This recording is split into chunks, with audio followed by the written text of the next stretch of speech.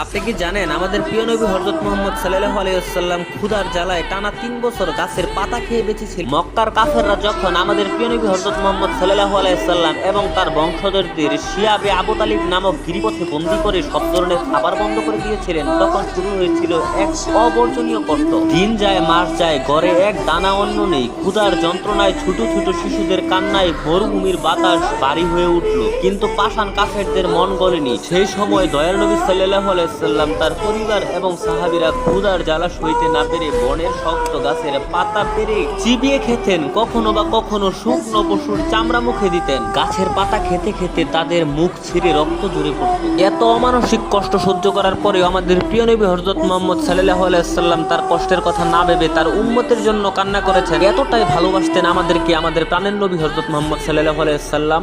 আপনারাও যদি আমাদের প্রাণের নবী হযরত মুহাম্মদ সাল্লাল্লাহু আলাইহি ওয়াসাল্লামকে ভালোবেসে থাকেন, তাহলে এই ভিডিওতে লেখা